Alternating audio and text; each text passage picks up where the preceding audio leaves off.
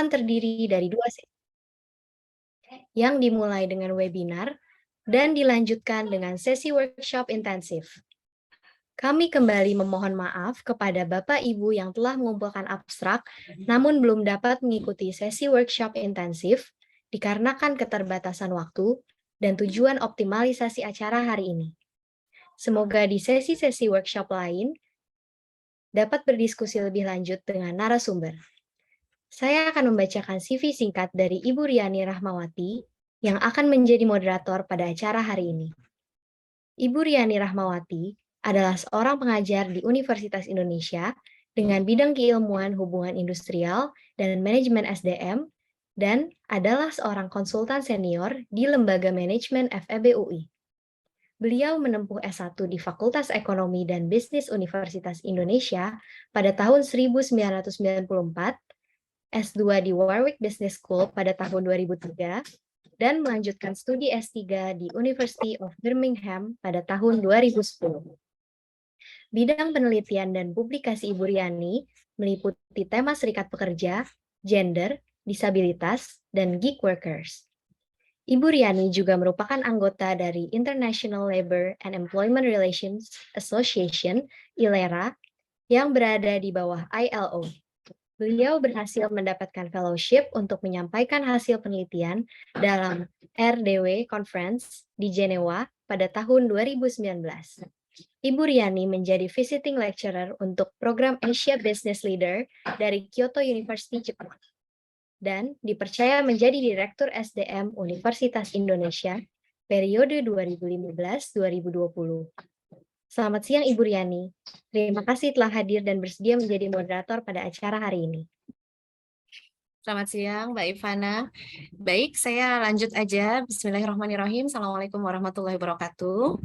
Selamat siang untuk narasumber yang luar biasa. Ada Ibu Kanti Pertiwi dan Profesor Vina Adriani, serta para participants yang sebagiannya sudah familiar ya nampaknya ya di sini.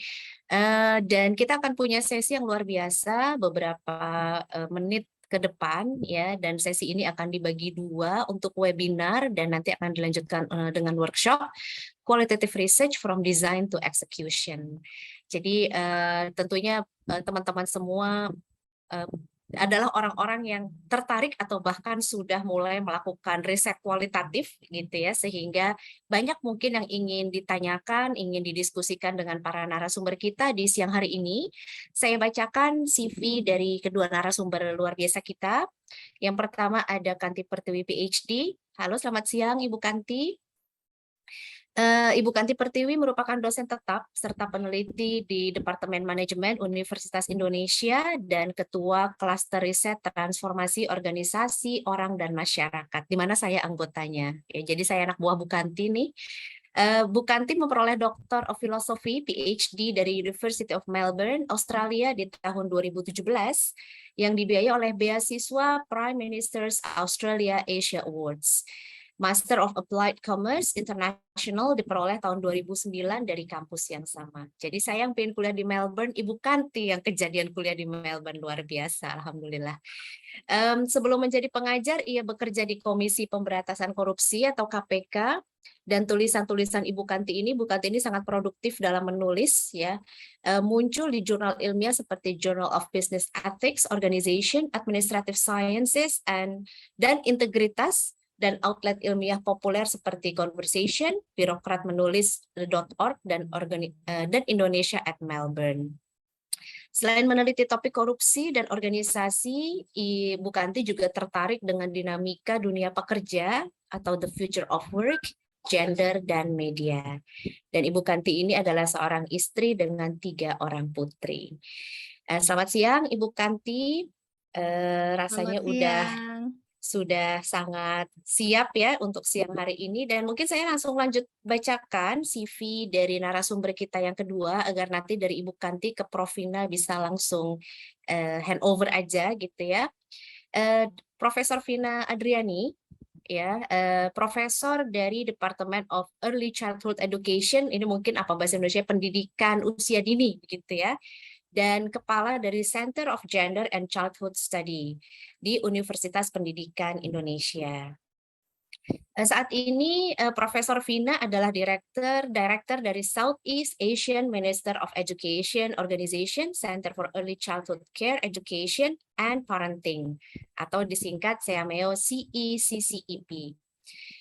Fokus riset dari Profesor Vina adalah di isu gender and social justice in early childhood education, kemudian juga construction of children and childhood in marginal communities, and the impact of neoliberalism in ECE. Luar biasa, seru-seru banget kayaknya topiknya ya.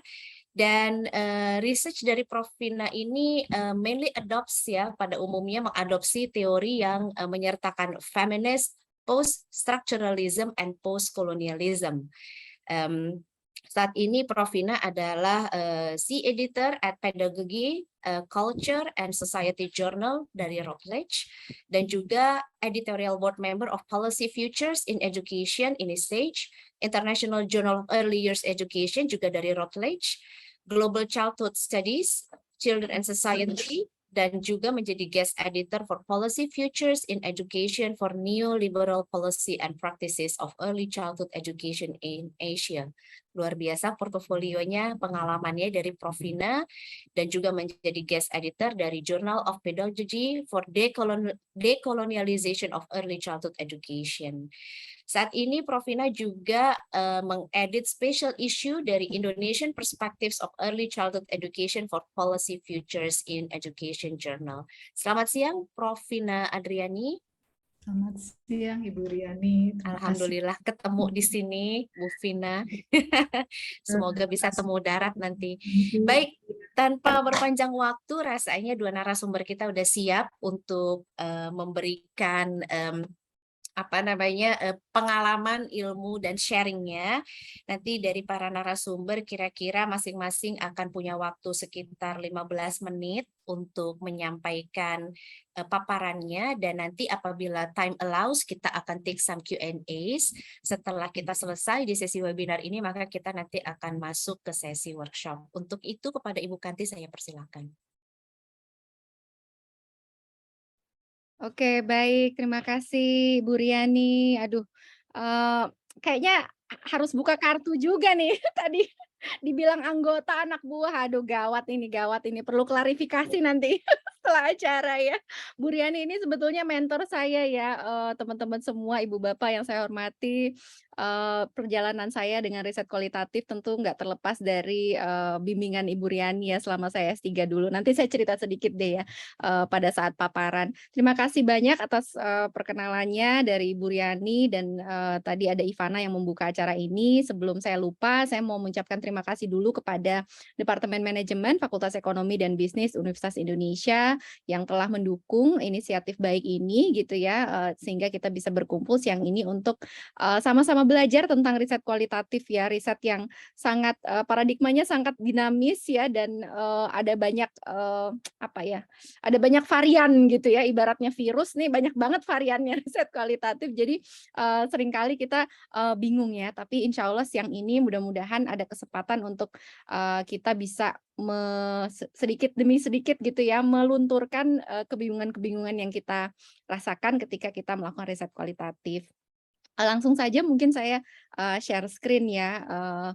Tidak banyak waktu yang dialokasikan untuk sesi webinar ini karena memang diniatkan lebih banyak nanti di sesi workshop intensif ya, walaupun saya tahu ada beberapa teman-teman yang tidak bisa ikut workshop gitu ya karena memang keterbatasan waktu dan keterbatasan narasumber gitu ya. Mungkin kalau kita bisa punya lebih dari 2 sehingga bisa bikin parallel session, bisa lebih banyak yang ikut gitu ya. Mudah-mudahan teman-teman nggak kecewa dan kita bisa bikin acara mungkin susulan ya jika diperlukan. Baik, saya mau share screen tapi kok tombol share-nya nggak kelihatan ya, di mana nih? Oke. Di bawah nggak kelihatan? Udah. Ini sudah ya? Sudah ya, Sudah. kelihatan ya? Oke, baik. Ya, ya ini tadi judulnya ya, acara kita hari ini. Yang saya ingin sampaikan, kita langsung saja mulai ke slide pertama ya. Kemarin kita diskusi ya, apa kira-kira yang bisa disampaikan ya dalam waktu 10 sampai 15 menit gitu ya. Saya yakin, mungkin tidak cukup kalau kita mau membahas dasar-dasar riset kualitatif ya. Jadi saya kemarin memutuskan mungkin saya akan cerita, perjalanan saya sendiri ya dengan riset kualitatif. Kenapa sih kemudian saya sampai ke, apa namanya, riset kualitatif, kenapa kemudian, riset saya lebih banyak menggunakan, apa namanya, metode dan metodologi ini gitu ya. Jadi, tidak hanya tekniknya gitu ya, tapi juga ada asumsi ya, asumsi filosofis yang ada di belakang riset kualitatif itu sendiri gitu ya. Awalnya adalah memang karena waktu itu saya sedang studi gitu ya, di Melbourne University untuk S3 dan, bermunculan pertanyaan gitu ya, kenapa sih di Indonesia kita sudah punya begitu banyak, apa ya, instrumen-instrumen anti korupsi, kampanye anti korupsi sudah berlangsung sekian lama semenjak periode reformasi gitu ya, di akhir 90-an, tapi dikala saya mau mulai studi itu 2011, 2012 ya, kok terlihat, tidak banyak yang berubah gitu ya.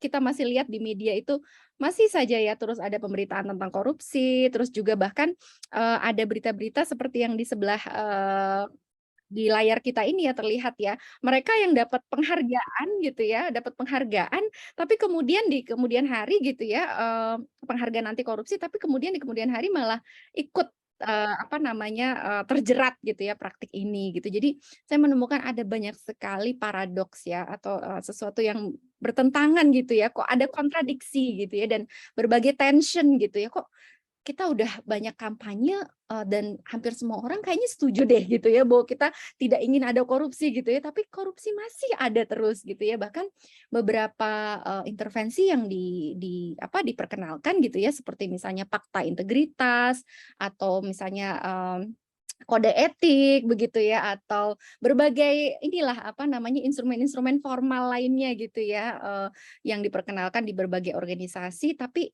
tetap saja ya terjadi yang namanya korupsi. Bahkan makin ke sini gitu ya, saya perhatikan, apa namanya, label korupsi itu sendiri begitu mudah dipermainkan gitu ya, dan orang-orang yang, sebetulnya tidak memiliki, niatan gitu ya, malah menjadi, apa istilahnya ya, dikriminalisasi ya, seperti artikel yang, ada satu artikel yang terbit di Birokrat menulis ya, beberapa tahun yang lalu gitu. Jadi semua ini bikin saya makin penasaran gitu ya, kenapa sih kok semacam ada diskoneksi gitu ya antara, apa yang kita lakukan gitu ya, apa yang kita katakan, apa yang kita ucapkan dengan praktik kita sehari-hari gitu.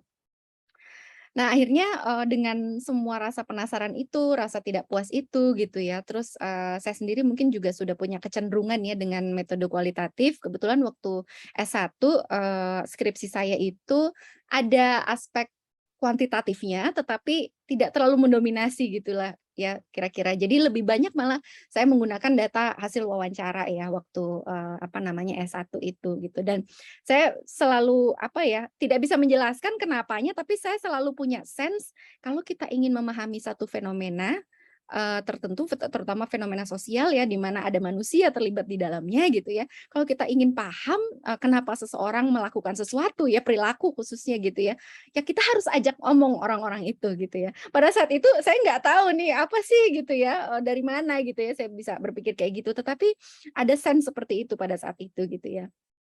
Nah kemudian saya mulai, apa namanya, dalam, proses kuliah itu ikut, kelas mata kuliah, metode riset gitu ya. Kebetulan ada 2 semester, yang saya wajib ikut perkuliahan gitu ya. Memang fokusnya adalah untuk memperdalam ya, atau bahkan buat saya yang merasa baru mulai itu justru awalan buat saya ya untuk memahami tentang, riset metodologi. Akhirnya di situ bicara tentang, apa, riset filosofi dan lain sebagainya gitu ya. Dan ternyata saya baru tahu bahwa setiap riset itu berangkat dari, a set of assumptions gitu ya, ada asumsi-asumsi yang dibuat gitu ya, baru kita, apa namanya, kemudian memutuskan, ingin meneliti sesuatu dengan cara tertentu gitu ya. Jadi semua tuh berangkat dari asumsi dulu gitu.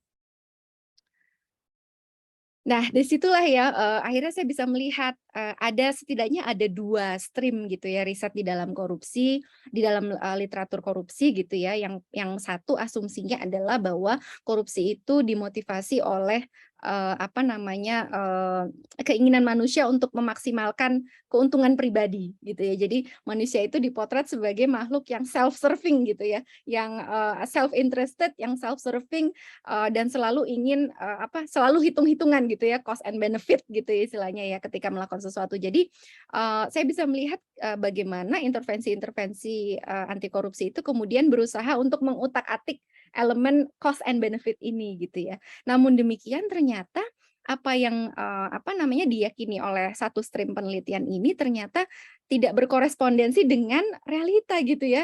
Ketika dicoba untuk menaikkan cost misalnya dengan menambah hukuman ya, kalau Anda tertangkap menjadi koruptor segala macam, nanti hukumannya akan berat segala macam gitu ya.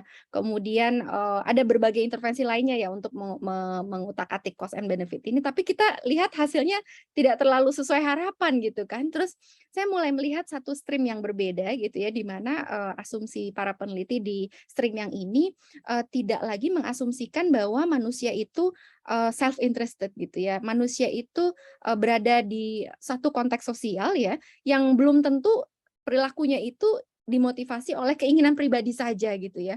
Boleh jadi dia dimotivasi oleh lingkungannya gitu ya. Boleh jadi yang dia lakukan itu adalah untuk menjaga hubungan baik dengan orang lain misalnya gitu. Jadi ada konteks sosial yang lebih mewarnai ya penjelasan terkait praktik korupsi ini gitu. Akhirnya saya bisa melihat gitu, oh ternyata realita tentang korupsi ini bisa dimaknai secara beragam ya kalau kita mau mencoba meneliti dari asumsi yang berbeda gitu ya, bahwa manusia itu tidak selalu serasional yang kita pikir, tidak selalu self-interested yang kita pikir gitu ya, bahwa dia juga punya konteks sosial gitu kan yang seringkali mempengaruhi keputusan-keputusan yang dia ambil gitu ya. Nah, disitulah kemudian saya belajar tentang bagaimana realitas sosial itu sifatnya jamak gitu ya. Kemudian ada konsep konstruksi sosial gitu ya. Kemudian baca-baca tentang gender gitu ya. Apa yang kita pahami tentang misalnya dunia bekerja di organisasi itu juga tidak jatuh dari langit gitu ya. Dia tidak berada di ruang hampa. Pengetahuan-pengetahuan yang kita punya semua punya asal muasalnya gitu. Nah, asal muasal ini yang kemudian membuat saya banyak menggali-gali dari literatur misalnya antropologi gitu ya, dan juga sosiologi, juga literatur-literatur dari critical management studies ya, studi manajemen kritis gitu, atau studi kritis manajemen gitulah kurang lebih. Dan poin terakhir yang mungkin saya ingin sampaikan adalah bahwa bagaimana kita memaknai lingkungan, memaknai organisasi atau memaknai perilaku gitu ya, itu tidak terlepas dari siapa kita gitu ya, bahwa kita tuh punya cara pandang tertentu, punya ideologi tertentu gitu ya, dan akhirnya pemaknaan atau interpretasi yang dominan itu seringkali di masyarakat itu dipengaruhi oleh kekuasaan gitu ya. Siapa yang punya kuasa maka dia yang bisa memobilisasi satu interpretasi tertentu gitu ya. Nah, ini menjadi semakin menarik ya menurut saya ya untuk dilakukan penelusuran lebih lanjut dalam riset saya. Akhirnya yang tadinya pertanyaannya itu sesederhana kenapa sih karena saya datang dari sekolah bisnis ya, pada saat itu pertanyaan penelitiannya adalah kenapa sih organisasi bisnis di Indonesia gitu ya sulit sekali berhenti dari praktik yang namanya korupsi gitu ya. Tadi awalnya pertanyaan awalnya itu gitu ya, tapi dengan belajar lebih banyak, memahami tentang tadi ada berbagai paradigma dan asumsi ya yang melatar belakangi riset, akhirnya pertanyaan saya berkembang gitu ya. Tidak hanya menanyakan kenapa gitu ya, sebab, tapi saya juga menanyakan sebenarnya makna korupsi itu sendiri apa sih gitu ya.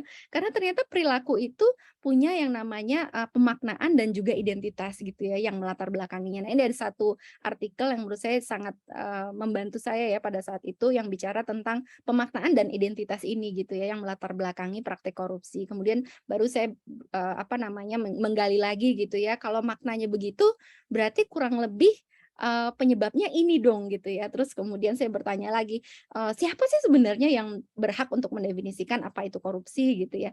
Kemudian definisi yang mana sih atau interpretasi mana sih yang dominan di masyarakat gitu ya, dan interpretasi siapa nih yang kira-kira dominan dan yang sebaliknya yang dimarginalkan gitu ya. Kemudian saya juga bertanya ya, siapa yang kemudian diuntungkan dengan status quo yang ada saat ini gitu ya, termasuk mulai mempertanyakan gitu ya, ada struktur kekuasaan gitu ya dalam hal bagaimana korupsi itu sendiri diinterpretasikan ya. Tapi intinya awalnya berangkat dari interpretasi gitu, dan saya rasa itu kata kunci yang penting banget ya di riset kualitatif. Saya nggak tahu nih udah berapa menit ya Bu Riani? Sampai 4 menit lagi, Bu 4 menit Kanti. lagi, oke. Nah, akhirnya riset-riset saya selesai S3 ya, apa namanya, saya mulai tertarik untuk melihat berbagai produksi pengetahuan di ranah manajemen dan organisasi dari angle yang lebih apa istilahnya ya, mungkin tidak netral lagi gitu ya, bahwa kemudian konsep-konsep, definisi-definisi, pemaknaan-pemaknaan itu sifatnya politik gitu ya. Masing-masing aktor ya apa namanya akan memobilisasi pemaknaan yang beragam sesuai dengan kepentingannya gitu ya. Ini mungkin Bu Riani paling paham nih ya, karena riset di Serikat Pekerja ya itu pasti kelihatan banget ya apa namanya bagaimana pemaknaan itu dimobilisasi oleh aktor yang beragam dengan kepentingannya yang juga beragam gitu. Nah, saya jadi senang gitu ya melihat fenomena organisasi itu dari perspektif istilahnya orang dalam gitu ya, atau emik gitu ya, emik perspektif, dan bagaimana riset-riset itu diharapkan bisa apa memerdekakan gitu ya, membebaskan orang-orang yang mungkin selama ini suaranya tidak didengar gitu ya, apa namanya sulit untuk menyampaikan aspirasi, untuk menyuarakan kepentingan-kepentingannya gitu ya. Dan saya juga belajar berbagai cara baru untuk generate data gitu ya, bukan lagi collecting tapi generating gitu ya. Jadi ada wawancara, kemudian saya juga belajar melakukan analisis wacana di media gitu ya. Nah, yang terbaru ini etnografi dan kolaboratif etnografi, ini keahliannya Bu Vina ya. Mudah-mudahan Bu Vina berkenan berbagi juga tentang 2 item ini yang saya sangat eager untuk belajar gitu, sangat antusias. Oke, ternyata sudah selesai, alhamdulillah tidak sampai 4 menit kayaknya. Bu Riani, terima kasih banyak, mudah-mudahan kita bisa berdiskusi lebih lanjut.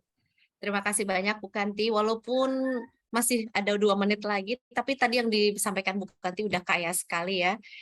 Bagaimana juga kalau riset kualitatif itu pasti kaya ya, kaya data, kaya informasi. Jadi ada beberapa hal mungkin saya wrap up sedikit dari Bu Kanti tadi, motifnya nih ternyata Bu Kanti menemukan adanya paradox and tensions ya. Dan kemudian bahwa kalau kita bicara tentang riset, pasti riset itu starts with sets of assumptions. Dan bahwa manusia itu sebenarnya juga socially constructed ya, berbagai definisi yang kita pahami dan yang kita kemudian temui itu sebenarnya itu adalah social constructed, that human beings itu tidak selalu rational atau self-interested. Kemudian dia juga bicara tentang, tadi Bu Kanti bicara tentang generating data instead of collecting data. Ini menarik, nanti kalau teman-teman ada mau tanya, emang apa sih bedanya generating data dengan collecting data, silakan, mungkin kalau teman-teman masih ada yang bingung-bingung ya. Dan berikutnya saya berikan kepada Prof. Vina Adriani, silakan Prof, waktu dan layarnya untuk Prof saat ini, silakan. Baik, terima kasih banyak Bu Riani, Bu Kanti. Ini tadi saya ikut terpesona dengan pemaparannya Bu Kanti ya. Jadi bisa meringkas materi kualitatif yang menurut saya tidak sederhana dalam waktu yang relatif singkat dan sudah menyentuh beberapa konsep kunci. Ya, sebelumnya saya mengucapkan terima kasih kepada Bu Kanti, Bu Riani, dan juga kepada klaster risetnya Bu Kanti ini ya, yang sudah berbesar hati mengundang saya, seseorang dari pendidikan anak usia dini ya, yang saya agak ini sebetulnya agak saja saya bicara di forum ada pemantik diskusi yang berasal dari bidang ilmu yang berbeda.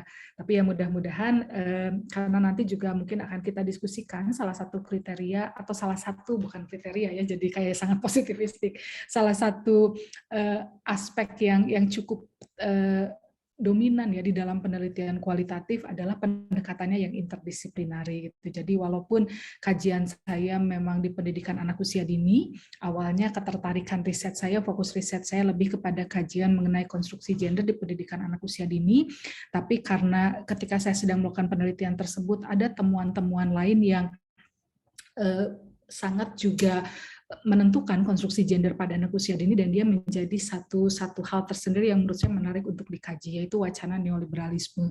Jadi di temuan awal saya ketika saya berbicara tentang konstruksi gender pada anak, betapa konstruksi gender anak juga ternyata sangat tanda kutip ya dipengaruhi oleh wacana neoliberalisme, sehingga akhirnya kemudian 5 tahun terakhir ini saya juga mencoba melihat bagaimana dampak neoliberalisme di dunia pendidikan, khususnya di pendidikan anak usia dini. Jadi mudah-mudahan kajian neoliberalisme itu juga lah yang mempertemukan saya dengan Bu Kanti ya. Pertama kali kita diskusi tentang neoliberalisme di dunia pendidikan. Jadi mungkin mudah-mudahan latar belakang saya yang sedikit berbeda bisa memperkaya diskusi kita sekarang. Saya izin share screen ya. Mudah-mudahan bisa seefisien Bu Kanti nih ya di dalam menyampaikan materinya. Sebentar.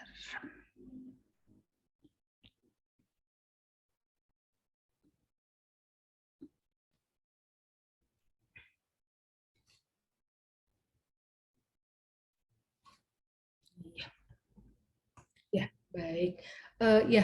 Tadi Bu Kanti mungkin sudah bercerita ya motivasi awal atau alasan awal kenapa kemudian Bu Kanti beralih ke penelitian kualitatif. Sebetulnya ada cerita yang barangkali sedikit banyaknya sama. Mungkin sedikit memperkenalkan latar belakang pendidikan saya. S1, S2 saya di bidang psikologi, dan kalau teman-teman membaca sejarah ya wacana ilmu pengetahuan, ilmu psikologi itu merupakan salah satu ilmu sosial humaniora yang sangat mengaplikasikan prinsip-prinsip saintifik.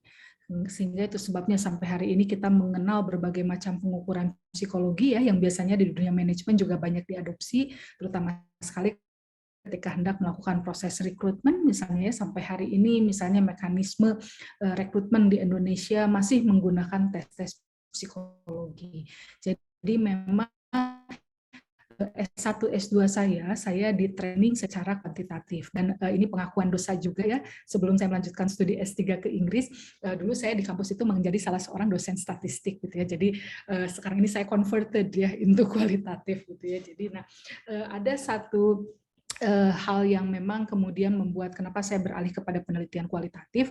Ini dimulai ketika saya melakukan studi S3 saya di Lancaster University, dan tadi barangkali sudah saya kemukakan bahwa ketika saya melakukan studi S3, penelitian saya tentang konstruksi gender pada anak usia dini, di situ kemudian saya mulai melihat hal-hal yang barangkali sebelum saya melakukan studi S3 itu tidak saya anggap penting. Di antaranya misalnya saya mulai memperhatikan relasi kuasa antara saya sebagai peneliti dewasa dengan anak. Saya mulai berpikir bagaimana cara saya memastikan ketika saya melakukan penelitian tidak ada hak anak yang tercederai. Kemudian jadi ada pertimbangan etik di sana. Kemudian juga ketika membaca literatur tentang gender, saya dihadapkan pada sebuah wacana yang ternyata tidak sederhana, tidak hitam putih, wacana yang begitu banyak sekali nuans-nuans di dalamnya, sehingga di sini barangkali saya berpikir menjadi tidak tepat seandainya saya mereduksi sebuah konsep yang begitu kompleks seperti gender dan kemudian mereduksinya menjadi angka-angka semata. Nah, disitulah kemudian mendorong saya untuk mempelajari penelitian kualitatif. Nah, ketika saya melakukan penelitian kualitatif, karena tadi saya katakan latar belakang saya sebetulnya memang di training secara kuantitatif di S1 dan S2, secara teknik pengumpulan data sebetulnya tidak ada yang tanda kutip sulit ya dengan penelitian kualitatif. Sehingga ini juga sering melahirkan satu paradigma atau satu pemikiran yang kurang tepat di masyarakat kita. Seringkali ada yang menganggap bahwa kita memilih kualitatif karena kita memang tidak menyukai atau tidak bisa menggunakan kuantitatif. Dan ini sering terjadi gitu ya. Kadang-kadang kalau saya membimbing mahasiswa, apakah di level S1 atau S2, S3, pilihan metodologis itu lebih sering berangkat karena statistik fobia gitu. Jadi dari awal, Bu, saya mau kualitatif, kenapa saya nggak suka statistik? Jadi ada asumsi bahwa penelitian kualitatif ini seolah-olah menjadi lebih mudah karena tidak melibatkan angka. Ya, ini kita bicara dominasi dari positivistik ya, yang menekankan kepada numbers ya, ukuran sebagai sesuatu yang dianggap lebih powerful, lebih kuat daripada narasi atau daripada anekdotal-anekdotal. Nah, yang saya rasakan adalah ketika saya kemudian melakukan penelitian kualitatif, saya tersadarkan betapa penelitian ini sebetulnya barangkali subjektivitas saya dalam beberapa hal memiliki tingkat kesulitan yang justru barangkali berbeda dengan penelitian kuantitatif. Artinya kalau anggapan sebagian besar orang bahwa mereka memilih kualitatif simply karena mereka tidak mau berurusan dengan angka, tidak mau berurusan dengan statistik, ya barangkali saya harus menyampaikan berita buruk bahwa Anda akan memasuki sebuah dunia antah berantah yang lebih tidak jelas lagi juntrungannya. Itu yang saya rasakan gitu. Jadi yang paling sulit dalam penelitian kualitatif menurut saya memang bukan pada aspek metodenya, karena kalau aspek metode tadi saya ingat ketika saya sedang proses pengambilan data, riset saya kebetulan dulu etnografi, jadi saya menghabiskan waktu hampir 1 tahun di sebuah taman kanak-kanak, dan penelitiannya pengambilan datanya dilakukan di Indonesia. Ketika saya sedang pulang ke Indonesia, ada salah seorang kolega saya bertanya, jadi penelitian Tevina, dia biasa menyebut saya seperti itu, penelitian Tevina itu tentang apa? Saya katakan, oh penelitian saya tentang konstruksi gender pada pendidikan anak usia dini. Oh itu teh gimana? Itu teh bikin model katanya. Oh enggak, saya bilang saya nggak bikin model. Terus kalau nggak bikin model ngapain? Ya studi saya etnografi. Oh etnografi itu maksudnya observasi aja kan ya? Terus dia langsung menyimpulkan, gampang banget ya S3 di luar negeri, katanya kalau di kita mah harus bikin model, nggak bisa kalau cuma observasi aja gitu. Nah jadi ada anggapan bahwa ya tadi kalau kita memaknai penelitian kualitatif hanya sekedar aspek metode atau aspek teknis saja, ya barangkali seperti yang sering difahami oleh masyarakat sekitar kita bahwa dia dianggap sebagai penelitian kelas 2. Dan ini juga nanti kita akan berbicara dari dominasi ya paradigma positivistik yang memang tadi menekankan kepada aspek-aspek rasionalitas, empirisisme, keterukuran, ya dan juga produk oriented yang itu barangkali memang tidak menjadi penekanan pada penelitian kualitatif.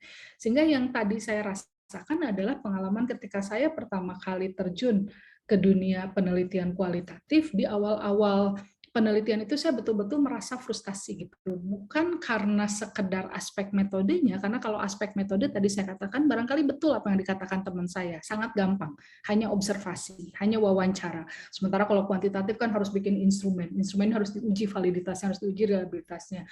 Prosedur itu kan tidak ada dalam penelitian kualitatif.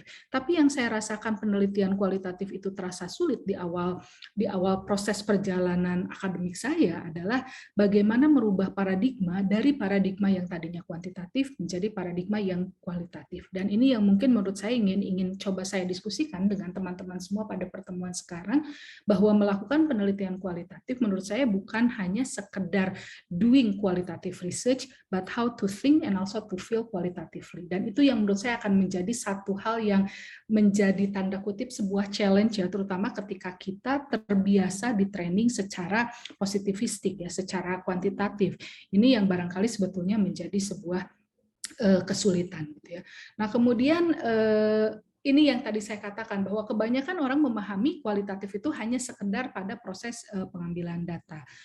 Beberapa waktu yang lalu saya juga diundang untuk melakukan workshop di sebuah universitas, dan ketika saya coba explore ya dari peserta penelitian-penelitian yang terbiasa mereka lakukan, rata-rata mengatakan mereka terbiasa melakukan penelitian kualitatif, tapi dari diskusi yang berkembang tadi saya melihat bahwa pemahaman kualitatif mereka masih terbatas kepada method saja. Jadi kenapa kualitatif ya, karena saya terbiasa wawancara, saya terbiasa melakukan observasi gitu.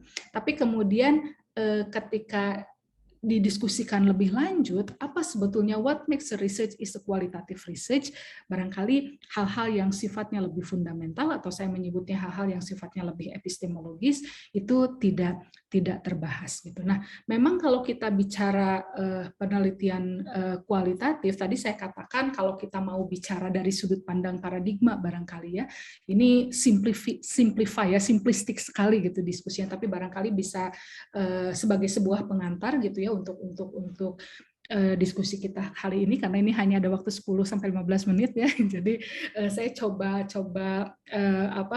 mengambil beberapa isu yang barangkali menurut saya cukup bisa membantu kita tadi to think qualitatively. Sebetulnya ini juga saya nggak nyaman ya kayak bicara resep gini, karena orang kualitatif itu paling anti resepi kan, paling anti template sebetulnya gitu. Ini seolah-olah bicara template, tapi ya paling tidak ini untuk mengantarkan diskusi kita beberapa hal yang menurut saya barangkali bisa membantu kita kita untuk memahami kualitatif bukan hanya dari aspek teknis saja, tapi tadi menyentuh kepada aspek yang sifatnya fundamental atau epistemologis gitu. Nah, tentu teman-teman mungkin ada yang tahu ini gambar siapa? Yang jelas laki-laki kulit putih ya, white male gitu. Ya, ada yang tahu ini gambar siapa? René Descartes, betul ya, dari Pak Sultan itu.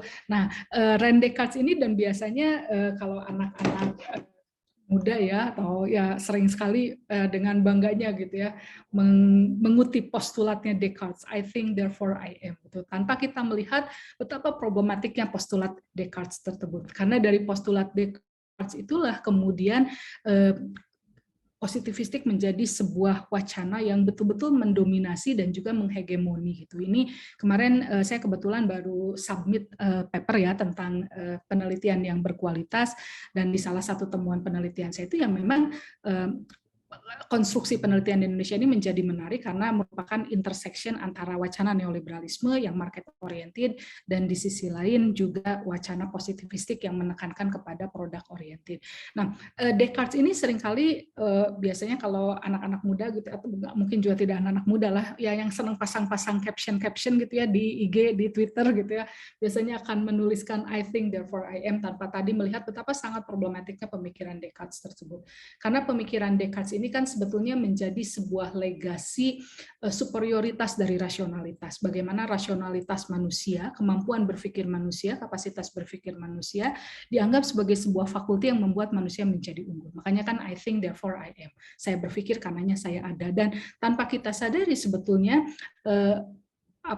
selebrasi ya terhadap rasionalitas manusia inilah yang membuat kemudian aspek-aspek lain dari diri manusia dianggap sebagai subordinat atau kelas 2. Emosi menjadi dianggap tidak penting, perasaan dianggap menjadi tidak penting. Kalau kita lihat dari aspek gender, binari antara rasionalitas dan emosionalitas ini yang kemudian membuat adanya oposisi binar antara femininitas dan maskulinitas. Rasionalitas dianggap sebagai tempatnya berada di maskulinitas dan emosionalitas berada di femininitas, yang kemudian menjadi sangat problematik karena kita bukan hanya berbicara dua hal yang berbeda, tapi kita berbicara tentang binari oposisi di mana ada satu wacana yang kita anggap lebih powerful, lebih truth gitu, lebih benar. Dalam hal ini rasionalitas menjadi standar kebenaran. Kemudian bukan rasionalitas ini pokoknya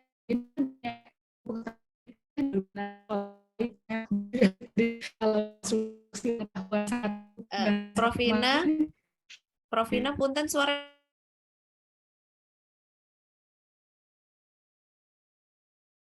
coba Prof, kalau agak panjang bicaranya. Riz ya, tunggu sebentar ya teman-teman ya. Nampaknya koneksinya agak bermasalah. Silakan teman-teman yang udah penasaran, ingin bertanya sesuatu, bisa di-drop aja di chat box, biar nanti para narasumber juga langsung menjawab. Prof Vina, silakan Prof, kalau mau diulang share screen-nya, tadi nampaknya sempat terpental.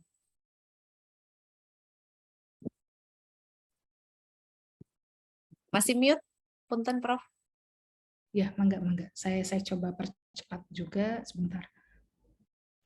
Ini saya pindah dulu ini belum kedetek. Saya coba pindah internet. Ya, yang sosok kedua tadi itu Francis Bacon ya. Jadi Francis Bacon ini kalau tadi Descartes memperkenalkan kekuatan rasionalitas, Francis Bacon memperkenalkan kepada kekuatan pengalaman ya. Jadi bagaimana sesuatu itu dikatakan benar, sesuatu itu dikatakan knowledge ya, sebagai sebuah knowledge, manakala memang dia bisa dirasakan oleh pengalaman manusia. Dan ini yang kemudian mendorong kita menjadi mengkonstruksikan riset sebagai sesuatu harus riset oriented gitu ya. Di Indonesia barangkali ketika kita mengajukan funding penelitian pasti selalu ditanya luarannya apa gitu. Kalau kita bilang luarannya wacana itu nggak akan didanai gitu ya.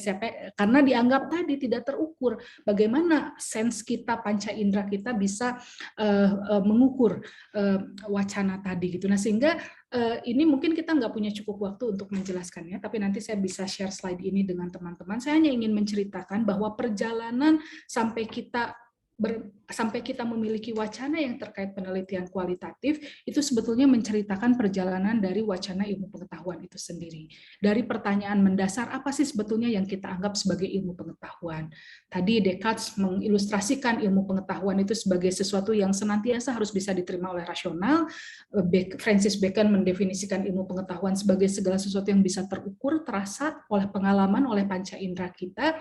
Dan yang ini kemudian bisa kita saksikan ternyata, dan ini kalau mau cerita panjang ya, kita bisa perlu satu sesi tersendiri barangkali untuk cerita tentang konstruksi ilmu pengetahuan, tapi barangkali yang ingin saya katakan adalah bahwa wacana penelitian kualitatif sebetulnya muncul sebagai sebuah bentuk kritik terhadap kriteria ilmu pengetahuan versi zaman periode modern tadi, yang memaknai ilmu pengetahuan sebagai sesuatu yang harus rasional, harus terukur ya, harus objektif gitu ya. Yang ini sebetulnya juga kalau kita pahami kenapa sampai muncul konstruksi modernisme, konstruksi modern tentang ilmu pengetahuan, ini juga tentu berangkat dari trauma yang dialami oleh masyarakat Eropa terhadap dominasi agama di masa kegelapan, yang membuat mereka akhirnya memutuskan bahwa oke, agama ternyata menjadi sebuah force, kekuatan yang merusak, sehingga kalau kita ingin enlighten, kalau kita ingin tercerahkan, kita harus bergeser, tidak menggunakan agama sebagai standar, tapi menggunakan sains dengan 3 ciri dominan tadi, rasional,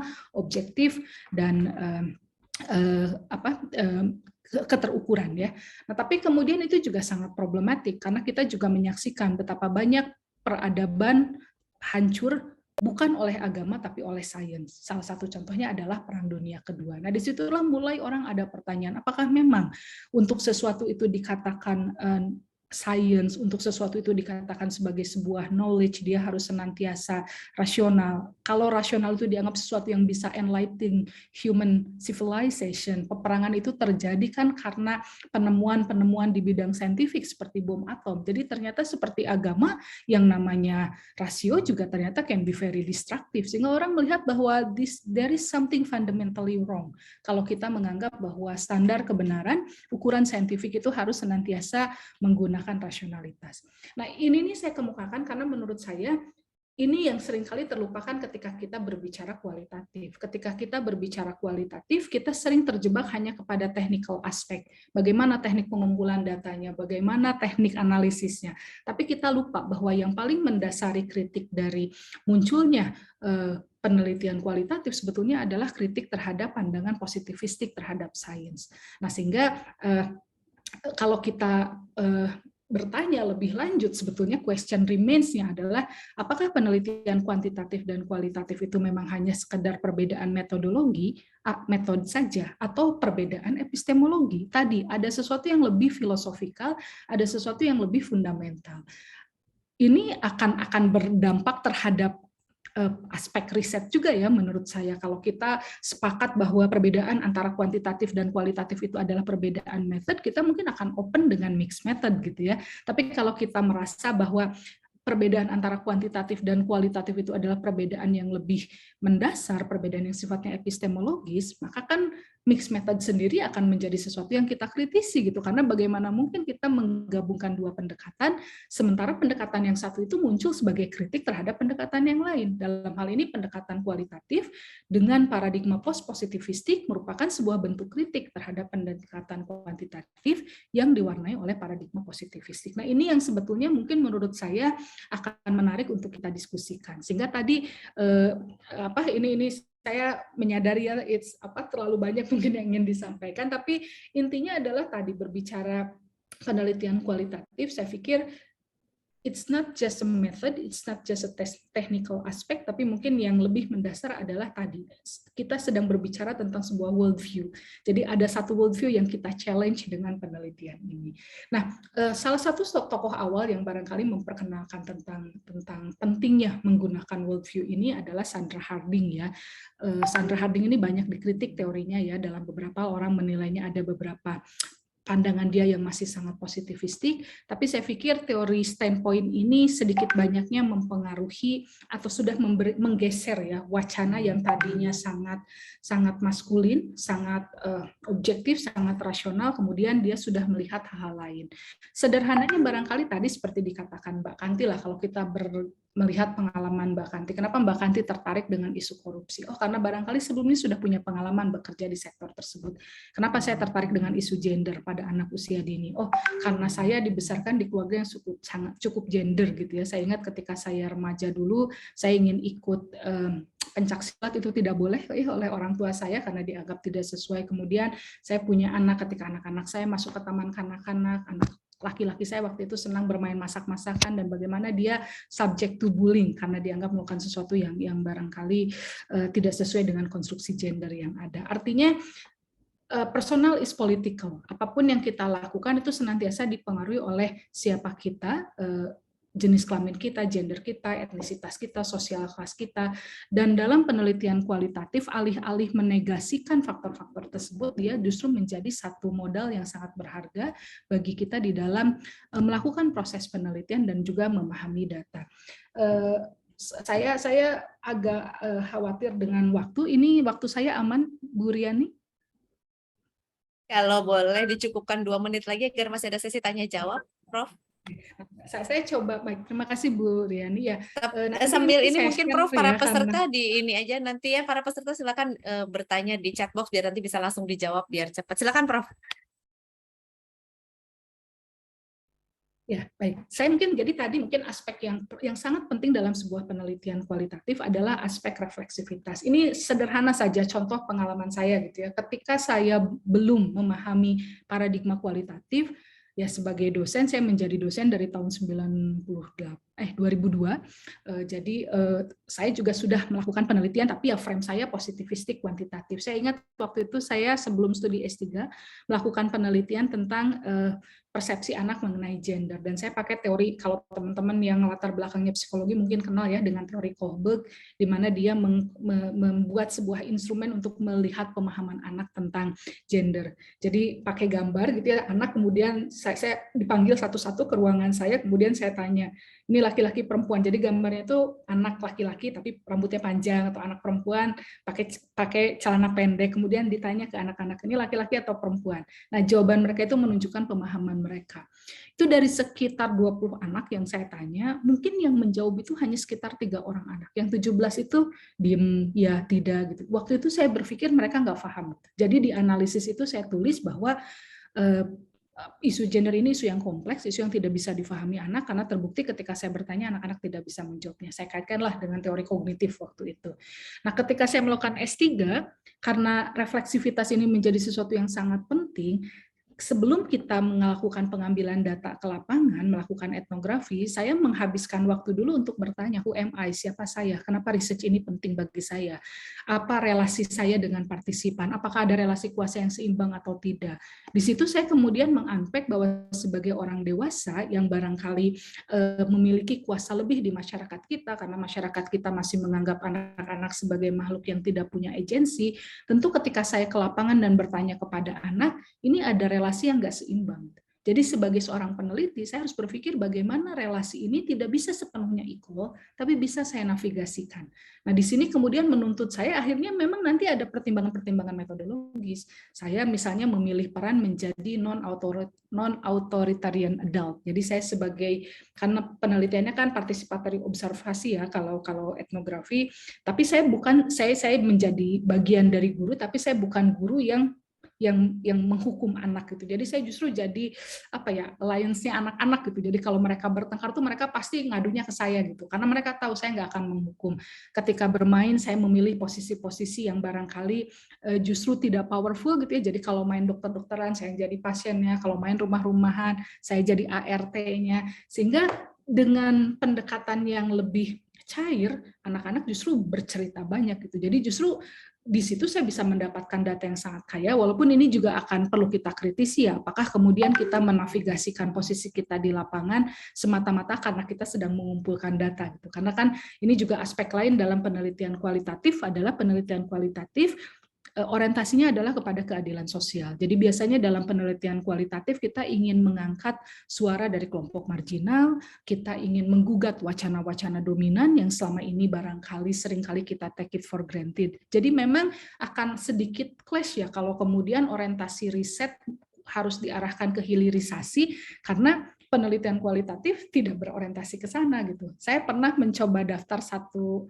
grant penelitian lah ya, nggak usah saya sebutkan lah ya lembaganya gitu. Jadi di sana memang diorientasikan oleh ke model. Waktu itu kita coba membuat proposal pengembangan model pendidikan yang sensitif gender, dan kemudian pertanyaannya itu adalah ini kira-kira potensi hilirisasinya bagaimana. Nah itu kan sulit ya, kalau saya yang latar belakangnya pendidikan, feminis juga gitu kan, the least thing I would like to do is marketing my learning model gitu ya kan. Itu sama sekali bukan tujuan kita. Tujuan kita kan bagaimana justru kalaulah ini dianggap sebagai sebuah wacana pendidikan alternatif, ini bisa digunakan di banyak tempat tanpa harus diprofitkan. Nah jadi ini mohon maaf mungkin ya kalau sangat tidak sistematis, karena memang ya tadi ya saya sendiri it took me a while gitu ya to understand, untuk betul-betul memahami bagaimana dan juga memaknai ya, bukan hanya memahami tapi juga memaknai penelitian kualitatif. Jadi mohon maaf kalau agak kesana kemari, tapi mudah-mudahan diskusi ini pengantar ini bisa memantik diskusi kita berikutnya. Itu saja barangkali, terima kasih. Terima kasih Prof, luar biasa. Ini saya juga tercengang ya mendengar penjelasan dari Prof, banyak hal-hal yang hal-hal yang mungkin oh iya betul juga ya, memang kualitatif begitu gitu ya.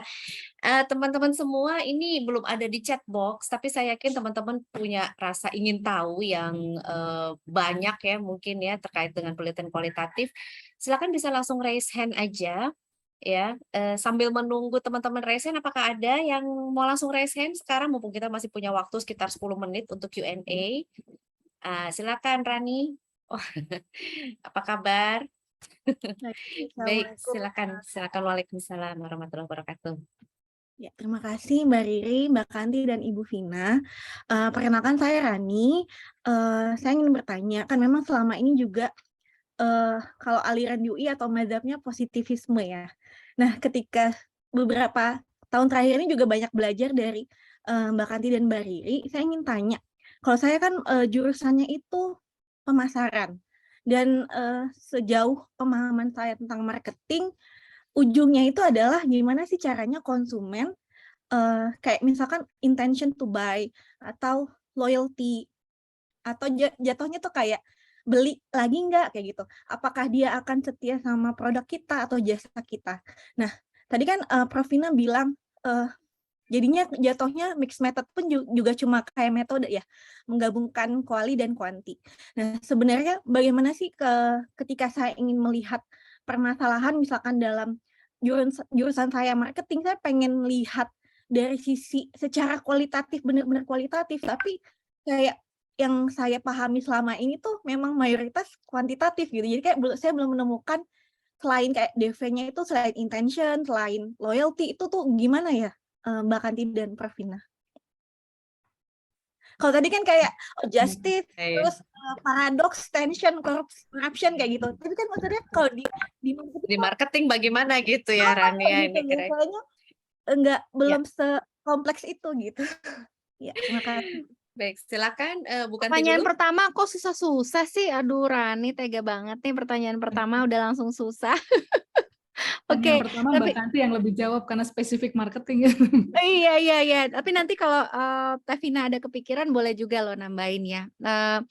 Oke Rani, jadi menarik ya kalau misalnya saya coba pikir-pikir ya, kalau apa yang pernah saya temukan ya Rani ya, kalau di riset marketing yang mungkin angle-nya lebih kualitatif dan lebih emansipatoris gitu ya, itu biasanya ada di ranah namanya consumer culture ya. Jadi dia tuh melihat bagaimana selera konsumen itu juga tidak berada di ruang hampa gitu kan Rani. Jadi ada asal usulnya gitu ya. Kenapa kemudian masyarakat kelas menengah ke atas punya selera tertentu misalnya gitu ya. Punya kesenangan untuk melakukan aktivitas tertentu, senang dengan barang-barang tertentu gitu ya. Itu hal-hal yang bisa diteliti secara kualitatif sebenarnya gitu ya. Jadi saya ingat ada satu dosen ya, waktu itu saya ketemu waktu masih kuliah gitu ya. Dia area risetnya itu tadi consumer culture. Jadi dia berusaha membedah, mengunpack gitu ya. Dari mana sih datangnya taste misalnya gitu ya, selera orang gitu ya. Itu ternyata nggak terlepas dari yang namanya latar kelas sosial ekonomi gitu kan. Dan jadinya nanti mungkin model-model risetnya adalah menelaah itu gitu ya lebih lanjut gitu ya. Siapa sih kemudian yang menentukan tren marketing misalnya di masyarakat gitu ya, kelas sosial yang mana gitu, dan kira-kira kelompok kepentingan kelompok siapa gitu ya yang dikedepankan gitu, dan kelompok mana yang dimarginalkan katakanlah kayak gitu ya, lewat berbagai bentuk apa namanya promotional materials, atau bahkan mungkin marketing ini sendiri kan sudah apa istilahnya sudah masuk ya ke berbagai ranah ya, Rani ya, maka sudah masuk ke ranah pendidikan juga gitu ya, bahkan untuk kampanye anti korupsi itu banyak sekali yang menggunakan metode-metode social marketing gitu, Rani. Jadi itu bisa juga tuh dibedah, jadi marketingnya jadi lebih luas gitu ya, bahkan dalam masakan gerakan sosial pun sudah menggunakan prinsip marketing. Nah, ini bisa dilihat dari sisi situ, mungkin itu sejauh yang aku tahu ya, Rani. Mudah-mudahan membantu. Makasih Bu Kanti, ini ada tambahan dari Pak Mone nih. Kata Pak Mone, Indomie dengan varian rasa muncul dari riset kualitatif loh, Rani. Yeah. Bisa cek YouTube-nya Indrawan Nugroho. Makasih. Pak Mone ini sebenarnya juga peneliti kualitatif ya. Dari Pak Mone ini ada pertanyaan di chat box. Saya melihat minat mahasiswa untuk melakukan riset kualitatif untuk skripsi dan tesis makin tinggi. Betul sekali ya. Jumlahnya sekarang makin banyak ya. Namun dalam reporting hasilnya di skripsi atau tesis ini masih poor gitu. Jadi cuman deskriptifin aja gitu biasanya ya. Apa sih hal minimal yang perlu diperhatikan untuk skripsi atau tesis mahasiswa yang menggunakan kualitatif? Silakan, mungkin Prof. Vina ada beberapa apa ya hints ya yang mungkin perlu kita sebagai pembimbing mungkin nih juga perlu ngapain sih gitu ya. Silakan Prof. Ya, terima kasih Pak Mone ya atas pertanyaannya. Ya, kalau saya sendiri mungkin harus disclaimer dulu nih ya. Saya sebetulnya bukan orang yang terlalu setuju ya dengan aturan bahwa S1 harus ada skripsi gitu. Apalagi sekarang ya, bukan hanya sekadar harus skripsi, harus publikasi gitu. Menurut saya itu kita mendelegasikan tugas yang harusnya menjadi tugas universitas ya, barangkali tugas dosen gitu ya kepada mahasiswa gitu ya, sehingga yang akhirnya terjadi kan akhirnya publikasi massal yang barangkali secara metodologi gitu ya, karena meskipun kita bicara tentang paradigma yang berbeda antara kuantitatif dan kualitatif, tetap kan barangkali yang namanya melakukan penelitian kita ada aspek-aspek metodologis yang tetap barangkali harus kita perhatikan. Nah, saya melihat memang diskusi ke arah sana kan sangat terbatas, sehingga di kita akhirnya yang memaknai skripsi itu hanya sebagai technical, apalagi di dalam di kebiasaan barangkali di lembaga-lembaga pendidikan di Indonesia memahami penelitian itu kan sebagai sebuah proses yang sequential ya, karena tadi barangkali begitu kuatnya wacana positivistik. Jadi kalau melakukan penelitian itu pendekatannya pasti per bab 1, bab 2, bab 3, bab 4, bab 5 gitu. Padahal kan kalau untuk penelitian kualitatif apalagi kita kadang tidak memulainya dulu dari bab 1 gitu ya, kita bisa memulainya dari proses pengumpulan data dulu, kemudian ada hasil, nanti hasil baru kemudian kita lihat teori mana yang kira-kira relevan untuk menjelaskan hasil tersebut, baru kemudian jadi prosesnya bisa sangat zigzag gitu ya, tidak seperti anak tangga yang step by step gitu. Nah, terutama sekali barangkali karena ya mau tidak mau kalau ya salah satu dampak di neoliberalisme kan memang yang paling terasa itu adalah betapa kesempatan bagi mahasiswa kita untuk berkenalan dengan teori-teori kritis itu sangat terbatas sekali. Apalagi mohon maaf misalnya ya sekarang saya nggak perlu minta maaf sih ya, tapi nggak apa-apa lah, mohon maaf aja dengan adanya aturan misalnya program magang 20 SKS gitu kan, itu kan sebetulnya mahasiswa diarahkan untuk berpartner kampus juga dengan industri, dan sebetulnya 20 SKS yang barangkali diambil mahasiswa itu kan bisa jadi merupakan kesempatan bagi mahasiswa untuk berkenalan dengan teori-teori kritis. Sehingga ya tadi saya katakan kalau kita tidak mengawali diskusi mengenai metode ini diawali dengan diskusi epistemologis, ya memang kemudian ya hasilnya adalah seperti apa yang kita saksikan. Jadi kalau saya melihat penelitian-penelitian kualitatif yang dilakukan, bahkan kadang-kadang sampai di tingkat doktoral, seringkali terjebak pada dua kelompok gitu, kalau saya boleh buat pengelompokan yang sangat kasar. Yang pertama itu kelompok yang artinya ya kualitatif itu jadi terjebak hanya sekedar laporan pandangan mata gitu ya, tidak ada proses untuk nge-push data gitu ya kepada kepada analisis yang lebih kritis. Tapi yang lain ada juga yang sama sekali tidak berbasis data gitu ya. Jadi langsung saja gitu ya kesimpulan-kesimpulan peneliti tanpa jelas dari mana kesimpulan-kesimpulan itu didapatnya gitu. Nah, sehingga memang saya tidak mengatakan S1 tidak boleh melakukan penelitian kualitatif, tapi kalau saya sendiri memang ketika saya misalnya membimbing mahasiswa S1, buat saya untuk S1 barangkali yang penting adalah bagaimana mereka bisa belajar melakukan penelitian dengan tanda kutip metodologically tepat gitu ya, untuk tidak mengatakan benar gitu ya, karena benar kata yang tidak disukai ya oleh peneliti kualitatif, tapi artinya bagaimana secara metodologi itu bisa dipertanggungjawabkan. Jadi biasanya ya tahapan-tahapan penelitiannya yang memang kita akan coba bimbing ya, tapi mungkin ya diskusi kita tidak sampai ke epistemologi, walaupun ya tadi ya penelitian kualitatif kalau tidak sampai menyentuh epistemologi memang akan menjadi kering gitu ya, dia hanya terjebak menjadi teknis saja, dan itu juga barangkali yang membuat kenapa orang kemudian memiliki pandangan-pandangan yang negatif ya tentang penelitian kualitatif. Nah, di tingkat S2 saya pikir diskusi tentang epistemologi ini harus diperkenalkan.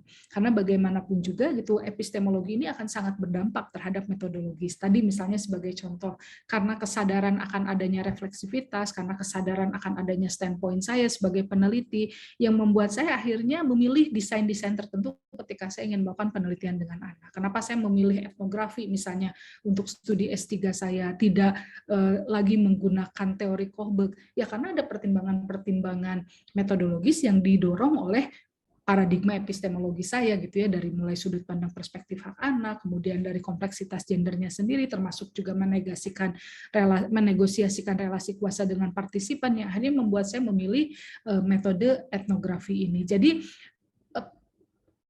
pemilihan epistemologis menurut saya itu juga akan sangat membantu pemilihan metodologis yang kita lakukan. Nah, yang ini di S1 ruang untuk diskusi ke arah sana kan agak sulit ya, karena sekarang dengan muatan SKS yang begitu banyak, kemudian dari muatan SKS yang begitu banyak, sekian SKS-nya itu harus kita berikan kepada industri. Saya pikir ini memang menjadi sebuah tantangan. Jadi biasanya kalau di S1 ya target saya hanyalah bagaimana memperkenalkan mahasiswa dengan penelitian, dengan wacana penelitian, kemudian mereka bisa melakukan penelitian secara methodologically bisa dipertanggungjawabkan, termasuk di dalamnya adalah cara menulis, cara mengutip. Jadi memang lebih kepada hal-hal teknis akhirnya.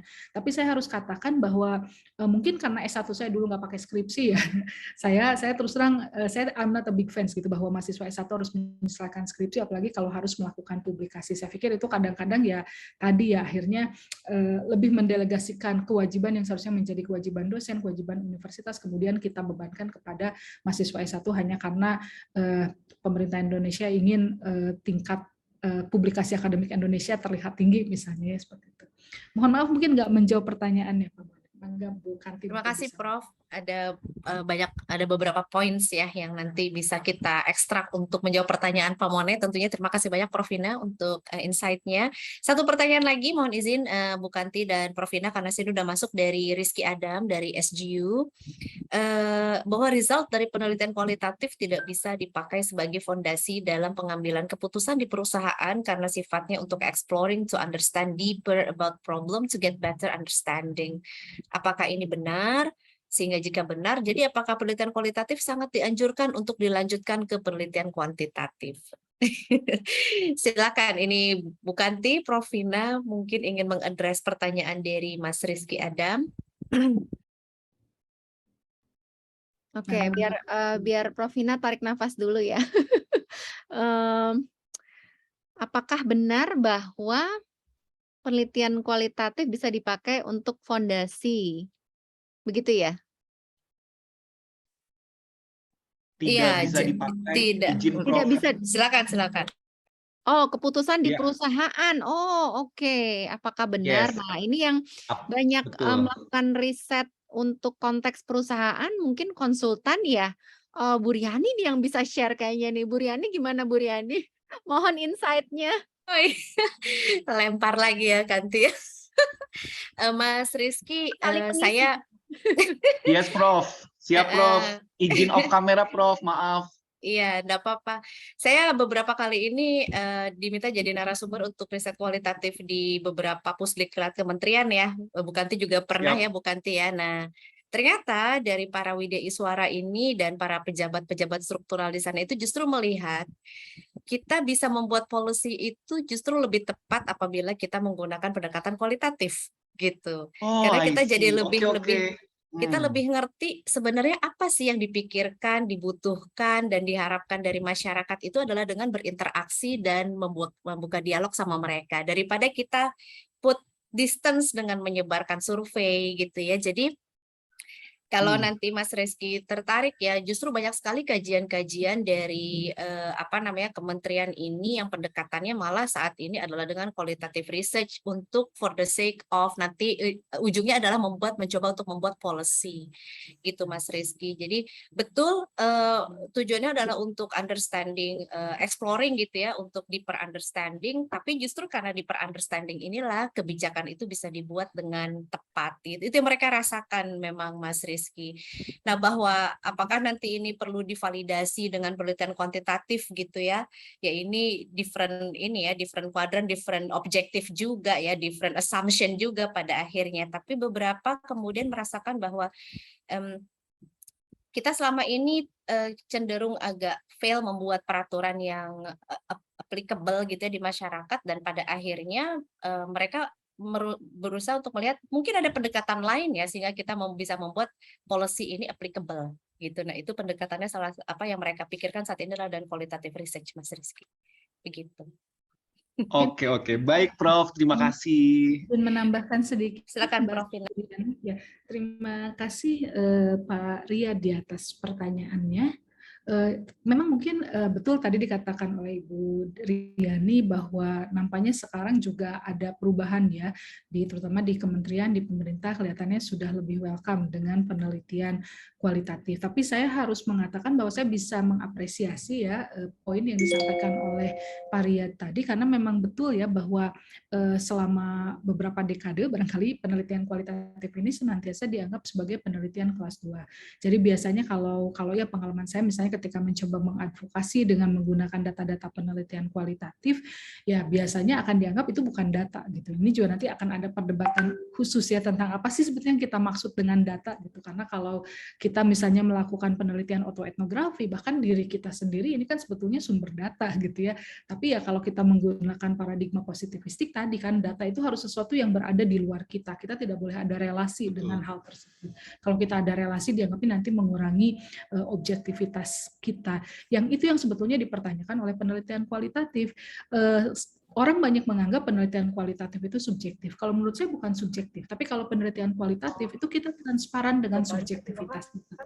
Jadi apa yang memang tadi menjadi standpoint kita itu dari sejak awal kita buka. Tapi saya sangat setuju dengan apa yang disampaikan oleh Bu Riani bahwa ya selama ini juga kita menggunakan data-data berbasis angka di dalam mengadvokasi kebijakan.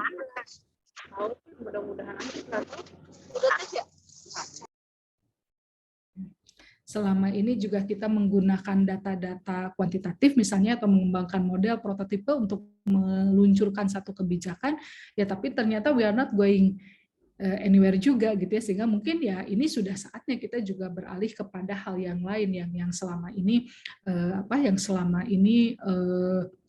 barangkali sering kita abaikan. Ini bukan contoh yang bagus ya, tidak apple to apple comparison gitu. Tapi kalau dari aspek gender misalnya ya, kalau kita lihat satu negara yang mungkin terlalu jauh untuk dibandingkan, tapi katakanlah negara Swedia yang memang punya pemenuhan hak anak dan hak perempuan ya, khususnya terkait dengan hak reproduksi.